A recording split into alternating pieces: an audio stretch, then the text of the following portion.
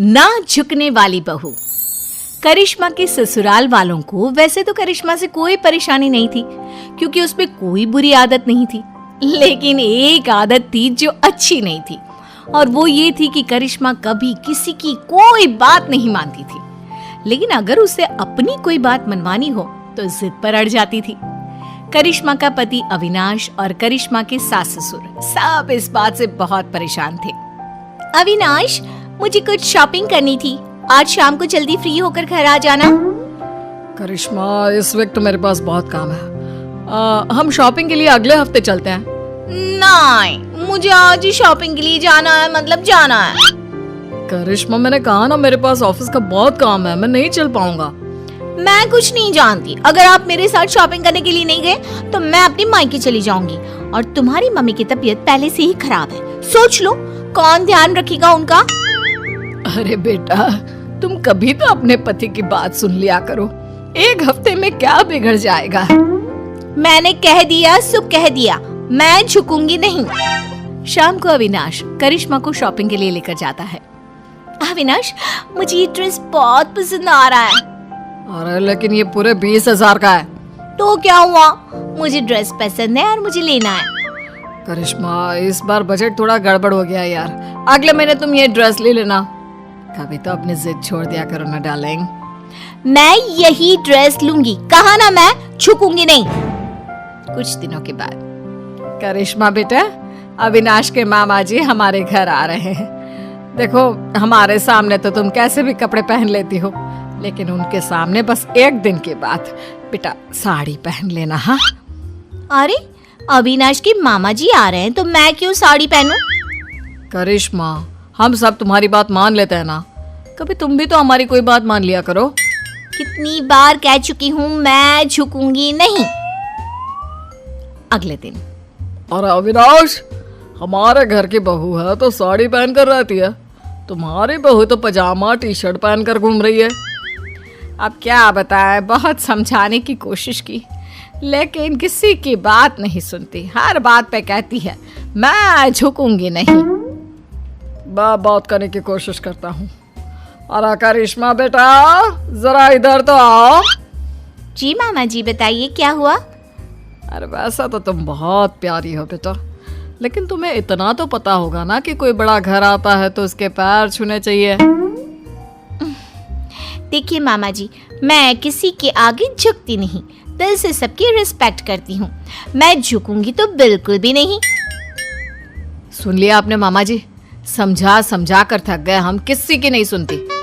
कुछ दिनों के बाद, मम्मी जी, आज मेरी सहेली ने मुझे किसी जरूरी काम से बुलाया था, तो आज अविनाश के लिए खाना आप बना देना। ठीक है बेटा, कोई बात नहीं, मैं बना दूंगी खाना, तुम आराम से अपनी सहेली से मिलकर आ जाओ, कोई बात नहीं, जो भी काम है करके आओ, ठीक है? थैंक यू मम्मी जी। अरे मम्मी, करिश्मा आपकी कोई बात नहीं सुनती, और आपने कितनी आसानी से उसकी बात मान ली। इस घर में सब उसकी बात मानते हैं, लेकिन वो किसी की बात नहीं सुनती। बात तो तुम्हारी ठीक है बेटा, लेकिन हम कर भी क्या सकते हैं, जब भी उसे समझाते हैं बस एक ही बात कहती है, मैं झुकूंगी नहीं। तो मम्मी, आपको भी उससे कहना चाहिए था ना, घर का खाना बना कर जाए, आपको भी उसकी बात नहीं सुननी चाहिए थी। अरे बेटा, बहू है वो मेरी, अब क्या मैं उसके बराबरी करूंगी? और तुम्हारे लिए ही तो खाना बनाना था। अरे कोई बात नहीं बेटा। कुछ महीनों के बाद, बहू, अविनाश का प्रमोशन होने वाला है ना, पंडित जी ने कुछ कहा था मुझसे। क्या कहा था मम्मी जी? और पंडित जी कह रहे थे कि अविनाश की पत्नी 4 सोमवार का व्रत रखे, इस बार उसका प्रमोशन पक्का है। लेकिन मम्मी जी, मुझसे तो भूखा रहा ही नहीं जाता, मैं कैसे व्रत करूंगी? अरे बेटा, तू फल खा लेना, दूध पी लेना, बस एक टाइम का व्रत रख, अविनाश की तरक्की के लिए। लेकिन मम्मी जी, आप भी तो व्रत रख सकती है ना, वो आपका भी तो बेटा है। अरे समझने की कोशिश करो बहू, पंडित जी ने तुम्हें ही व्रत रखने के लिए कहा है, वरना मैं तो कब का कर लेती। नहीं मम्मी जी, मैं आपकी बात मानने को तैयार नहीं हूँ। अरे बेटा, कभी कोई बात सुन भी लिया करो, तुम तो कोई बात नहीं मानती मेरी। मम्मी जी, मैंने कह दिया ना कि मैं व्रत नहीं करूंगी तो नहीं करूंगी, कह तो चुकी हूँ कई बार कि मैं झुकूंगी नहीं। करिश्मा अपने परिवार में किसी की कोई बात नहीं सुनती। वो किसी की बात सुनकर उसे मानने के लिए तैयार ही नहीं होती। कुछ दिनों के बाद करिश्मा अपने पति अविनाश के साथ घूमने जाने का प्लान बनाती है। मम्मी जी, मैं और अविनाश 2 दिन के लिए बाहर घूमने जा रहे हैं। आपको कोई ऐतराज तो नहीं है ना? अरे नहीं नहीं बेटा, मुझे क्या परेशानी होगी, आराम से घूम कर आओ। वैसे कब निकलने वाले हो? मम्मी, मैं तो करिश्मा से कह रहा था कि सुबह के वक्त निकलते हैं ताकि शाम होते होते पहुंच जाए। नहीं, मुझे रात को ट्रैवल करने में बहुत मजा आता है और अब तो हम रात को ही जाएंगे। लेकिन बेटा, खुद की गाड़ी से रात के वक्त ट्रैवल करना खतरनाक हो सकता है। क्या फायदा, दिन में चली जाओ। वही तो मैं कह रहा हूँ मम्मी, लेकिन ये सुनती ही नहीं। मैंने कहा ना, मुझे सिर्फ रात में ही ट्रैवल करना है और गाड़ी भी तुम ही चलाओगे। बेटा, इस बार तो तुम्हें यह बात माननी ही होगी। ये तुम्हारी सुरक्षा का सवाल है। मैंने कह दिया ना, हम रात में ही जाएंगे और मैं इस बात के लिए झुकूंगी नहीं। करिश्मा की जिद के आगे अविनाश की एक नहीं चलती और वो दोनों रात को गाड़ी लेकर शहर से बाहर जाने के लिए निकलते हैं। रास्ते में अविनाश की गाड़ी खराब हो जाती है। तभी वहां पर 4-5 गुंडे पहुंच जाते हैं। इतनी रात को बेबी का लेकर कहाँ टहलने निकले हैं भाई साहब? अरे जरा वक्त का तो ख्याल किया होता।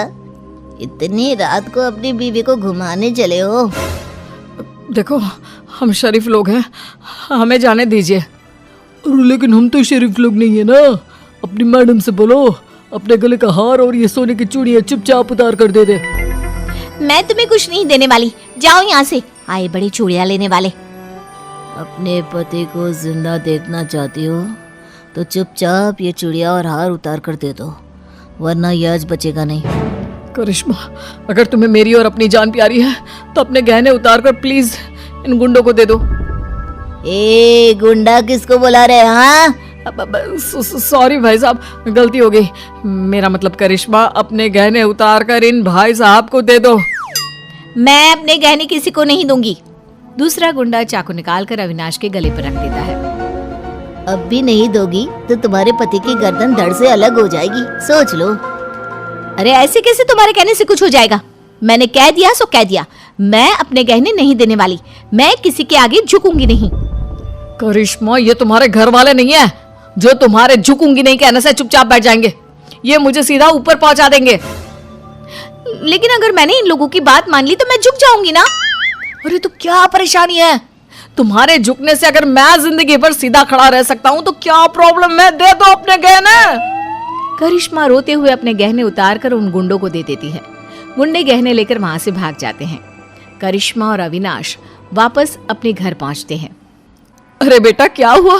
तुम ऐसी हालत में, और करिश्मा तुम्हारे सारे गहने कहाँ हैं? मम्मी, आपका बेटा जिंदा दिख रहा है, ये कम है क्या? गहनों की छोड़ो, ये पूछो कि मैं जिंदा कैसे बच गया। अरे कैसी बात कर रहे हो अविनाश, जरा सोच समझ कर बोलो। मम्मी, आपकी ये झुकूंगी नहीं वाली बहू आज मेरी गर्दन कटवा देती अपने ना झुकने की आदत के चलते। क्या बात है करिश्मा, तुम मुझे सारी बात साफ साफ बताओ। करिश्मा अपने और अविनाश के साथ हुआ सारा किस्सा अपनी सास को सुनाती है। बहू, घर में तो तुम हमारी कोई बात मानती नहीं, सुनती नहीं, लेकिन तुमने गुंडों के सामने भी अपनी जिद चलाई। कमाल कर दिया भाई। तो क्या करती मम्मी जी, वो मेरे गहने छीन रहे थे ना। और गहने नहीं देती तो वो तुम्हारा पति छीन लेते, उसका क्या? लेकिन मैं उनकी बात कैसे मान लेती? मैं कैसे झुक जाती? अब भी तो झुकना पड़ा ना, क्योंकि उन लोगों ने तुम्हारे साथ जबरदस्ती की। हाँ, नहीं तो मैं उनसे कह देती मैं झुकूंगी नहीं। अरे ठीक है बहू, तुम्हें नहीं झुकना मत झुको। लेकिन देखो, तुम दोनों बहुत डरे हुए और थके लग रहे हो। अभी जाकर अपने कमरे में आराम करो और रात को पिकनिक पर जाने की कोई जरूरत नहीं है। ठीक है मम्मी जी, अभी तो मैं आराम करने जा रही हूँ। मैं एक बार गुंडों के आगे झुक गई, उनकी बात मान ली और अपने गहने दे दिए। लेकिन याद रखिएगा, इस घर की 4 दीवारी के अंदर तो मैं कभी भी, मेरा मतलब कभी भी मैं झुकूंगी नहीं।